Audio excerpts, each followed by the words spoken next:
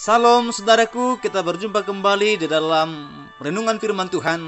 Sebelumnya marilah kita dukung channel ini dengan like, subscribe, dan juga tekan lonceng untuk dapat update berikutnya. Tuhan berkati. Salam saudaraku, saya ucapkan selamat pagi untuk kita semua. Dan sebelum kita mendengarkan firman Tuhan, mari kita berdoa memohon pimpinan Tuhan. Tuhan, kami bersyukur buat pagi hari yang indah ini. Engkau telah menjaga, melindungi, memberkati kami sepanjang malam istirahat kami.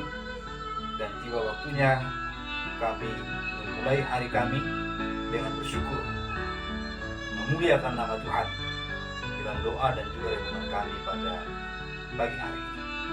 Tolonglah kami untuk kami memahami kebenaran-Mu dan mampukan kami juga melakukannya. Dalam nama Tuhan Yesus kami berdoa. Amin. Saudaraku yang terkasih dalam nama Tuhan, firman Tuhan bagi kita pada hari ini terambil dari Injil Matius pada pasalnya yang 6 dan ayat yang 9 sampai dengan ayatnya yang ke-21. Saudara yang terkasih nama Tuhan, Matius 6 ayat 19 sampai dengan ayat yang ke-21. Firman Tuhan judul perikop lembaga kitab Indonesia, hal mengumpulkan harta. Janganlah kamu mengumpulkan harta di bumi. Di bumi ngengat dan karat merusakkannya, dan pencuri membongkar serta mencurinya. Tetapi kumpulkanlah bagimu harta di sorga. Di sorga ngengat dan karat tidak merusakkannya, dan pencuri tidak membongkar serta mencurinya. Karena di mana hartamu berada, di situ juga hatimu berada. Yang berbahagia adalah orang yang mendengar dan melakukan firman Tuhan. Kumpulkanlah hartamu di sorga. Itulah tema kita pada pagi hari ini. Saudara-saudara yang terkasih nama Tuhan, dari bagian ini, ayat yang singkat ini menyampaikan kepada kita bahwa ternyata ada dua jenis harta, harta dunia dan harta surgawi. Nah, dengan mudah kita boleh memahami yang dikatakan di sini bahwa kita harus mengumpulkan harta di surga, karena nilainya tidak akan pernah berkurang dan tidak pernah akan rusak. Berbeda dengan harta dunia yang dimana nilainya bisa berkurang, bisa rusak, dan bahkan bisa hilang. Saudara-saudara yang terkasih nama Tuhan, Tuhan mengajar kita sebenarnya melalui firman Tuhan ini agar kita selalu mengutamakan yang terbaik untuk Tuhan dalam pekerjaan kita sebagai suatu pemberian dari hidup kita. Mengumpulkan harta di surga bukan berarti kita menabung emas lalu kita kirim ke surga, atau kita menabung uang lalu kita kirim ke surga. Bukan. Tetapi kita menggunakan semua itu, apa yang kita miliki, untuk memuliakan nama Tuhan. Saudara-saudara yang terkasih nama Tuhan, jadi dua jenis harta dengan perbedaan yang sangat nyata dan sangat mencolok sekali. Harta dunia adalah harta yang bisa dimakan ngenat dan karat, urusis, yaitu dalam bahasa aslinya karat. Jadi dia bukan hanya berkarat tapi dimakan karat. Jadi karat bisa menghantamnya, merusaknya sedemikian rupa. Di zaman modern ini mungkin orang berkata itu hanya berlaku pada zaman dahulu karena bank tidak ada. Itu hanya berlaku pada zaman Yesus ketika di dunia ini karena belum ada safety box di bank, belum ada deposito, jadi tidak mungkin disimpan di tanah, pasti akan rusak. Ada gengat di sana, ditaruh di semen atau ditaruh di besi bisa berkarat dan lain sebagainya. Mungkin orang berpikiran demikian. Tetapi saudara-saudara yang terkasih nama Tuhan, kita pernah merasakan namanya resesi global, banyak bank tutup. Terus kemudian kita pernah merasakan bukan hanya resesi tapi juga devaluasi. Bahkan sering terjadi inflasi. Artinya bahwa kerusakan materi atau jumlah uang yang kita miliki, ada pemotongan nilai harga dari setiap apa yang kita miliki, itu terjadi di dunia ini. Sehebat apapun kita menyimpan uang untuk kita merasa aman, tidak akan berkurang dan tidak akan rusak, itu tidak jaminan. Karena terjadi juga ketika perang bisa deflasi uang atau bahkan juga inflasi. Kita dulu pernah mendengar istilah pemotongan uang, bukan uangnya yang dipotong, tapi harganya yang dipotong. Demikian juga dengan harta kekayaan berupa emas dan lain sebagainya, mengalami penurunan nilai. Karena apa? Karena di dunia ini segala sesuatu bisa berubah, dan firman Tuhan yang kita baca pada bagian ini bisa dimakan ingat dan karat dalam pengertian bisa rusak, bisa hilang, bisa diambil pencuri.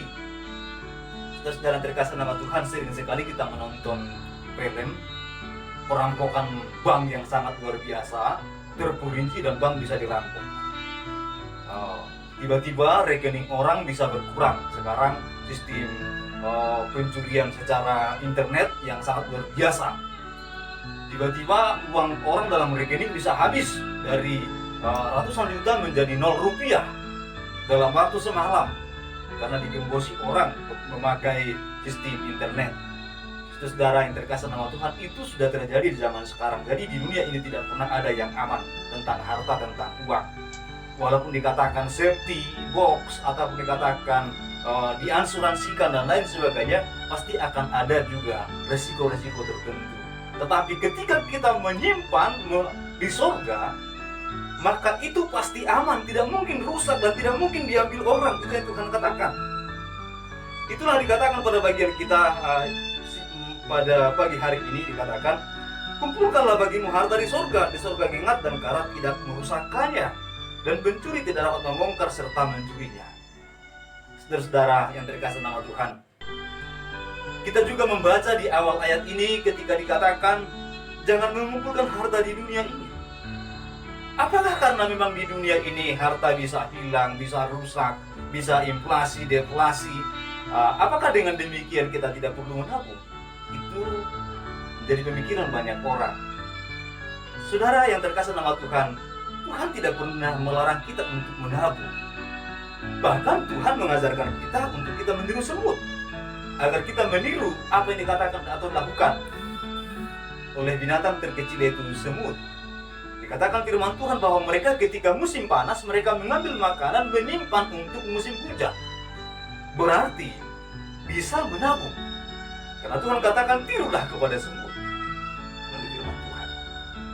Itu boleh kita juga merenungkan dari firman Tuhan, di mana pada Amsal pada pasal 6 ayat 6, tirulah kepada semut.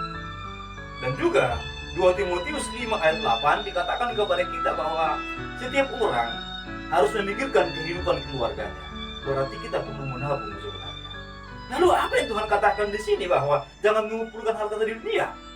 Ternyata yang dimaksudkan adalah ketamakan, mengumpulkan harta untuk kesombongan, mengumpulkan harta dengan secara tamak dan tidak peduli kepada orang lain, sibuk mengumpulkan kepada dirinya sendiri tapi tidak pernah menunjukkan kasih kepada orang lain. Itulah yang Tuhan tidak senangi. Harusnya uang, harta yang kita miliki itu menjadi sarana bagi kita, menjadi alat bagi kita untuk memuliakan Tuhan. Bukan menjadi kita tamak atau menjadi orang yang egosentris, sangat egoistis. Semua uang-uang itu kita kumpulkan untuk diri kita sendiri, bahkan kita mengambil dengan cara yang tidak benar, dengan cara yang tidak halal, hanya untuk kepentingan diri kita sendiri, dan kita tidak peduli orang lain kelaparan, kesulitan, bahkan ada yang mati, kita tidak peduli menolongnya. Itulah yang Tuhan tidak senang. Di zaman atau di masa-masa pandemi COVID-19 ini, mari kita rajin untuk menunjukkan kasih sayang, perbuatan baik kepada banyak orang. Jadi jika kita memiliki sesuatu, ingatlah itu sarana yang Tuhan berikan kepada Anda untuk Anda dapat menjadi berkat bagi orang lain. Itulah yang dikatakan kumpulkanlah hartamu di surga. Nah, suatu ketika Yesus mengajar tentang bagaimana seharusnya anak-anak Tuhan untuk memperlakukan apa yang dia miliki. Dikatakan saudara terkasih nama Tuhan kepada murid-muridnya, ketika engkau melihat aku telanjang, engkau memberikan aku pakaian. Ketika engkau melihat aku kehausan, engkau memberikan aku minum. Ketika engkau melihat aku kelaparan, engkau memberikan aku makan. Lalu saudara terkasih nama Tuhan, dia juga mengatakan kepada orang-orang, mengajarkan tentang orang-orang yang tidak mengasihi Tuhan. Dia katakan, enyahlah engkau, karena ketika aku lapar engkau tidak memberikan aku makan. Karena ketika aku haus engkau tidak memberikan aku minum. Ketika aku telanjang engkau tidak memberikan aku pakaian. Lalu saudara terkasih nama Tuhan, apa yang dikatakan orang-orang di sana? Dikatakan kepadanya, kapan kami melihat engkau telanjang kami tidak kasih pakaian? Kapan kami melihat engkau lapar kami tidak kasih makanan? Kapan ketika engkau haus kami tidak berikan minuman? Lalu katakan saudara terkasih nama Tuhan, apa yang engkau tidak lakukan kepada seorang yang kecil ini, engkau tidak mau melakukannya kepadaku. Juga kepada orang yang telah menunjukkan sifat baiknya, Tuhan katakan, apa yang engkau lakukan kepada seorang yang kecil ini, engkau melakukannya kepadaku. Jadi saudara terkasih nama Tuhan, dalam perspektifnya Tuhan, bahwa ketika seorang menunjukkan kebaikan kepada orang lain, kepada orang susah, apakah itu tetangganya, ataukah itu teman sesukunya, atau bahkan orang yang tidak dikenal, ketika dia melakukan perbuatan baik kepadanya, yang didasari oleh niat yang tulus, yang kasih, untuk mengumpulkan harta di surga, untuk memuliakan Tuhan, maka Tuhan katakan itu dilakukan untuk Tuhan. Saudara-saudara, kalau engkau ingin memberikan kepada Tuhan, engkau tidak mungkin mentransferkannya ke surga. Tapi engkau boleh memberikan kepada tetanggamu yang susah, kepada orang-orang yang berkekurangan, kepada pekerjaan Tuhan, kepada pelayanan Tuhan, kepada hamba-hamba Tuhan. Itulah yang engkau harus lakukan. Itulah caranya mengumpulkan harta di surga. Dan ingatlah sekali lagi bahwa uang yang kita miliki, harta yang kita miliki, itu harus menjadi sarana bagi kita memuliakan Tuhan. Selamat beraktivitas. Kumpulkanlah hartamu di surga, bukan di dunia ini. Tuhan Yesus memberkati kita semua. Kita berdoa. Bapa yang maha baik, ajari kami untuk kami dapat menghargai pemberian Tuhan dalam hidup kami, agar itu bukan hanya kesombongan belaka bagi hidup kami, dan juga bukan kami gunakan secara egoistis dan tidak peduli kepada orang lain, tidak peduli kepada gereja Tuhan, kepada pelayanan. Dan biarlah kami gunakan semua apa yang Kau beri untuk memuliakan nama. Dalam nama Tuhan Yesus kami berdoa. Kami juga berdoa buat saudara kami yang lemah, kuatkanlah mereka. Yang sakit biarlah mereka sembuh. Yang berkekurangan biarlah mereka berkecukupan bahkan berkelimpahan. Tolonglah kami semua ya Bapa, sepanjang hari ini kami diberkati Tuhan. Dalam nama Tuhan Yesus kami berdoa. Haleluya. Amin. Saudara yang terkasih nama Tuhan, apa yang engkau miliki hari ini, gunakan sebaik mungkin untuk memuliakan Tuhan. Tuhan Yesus memberkati kita semua.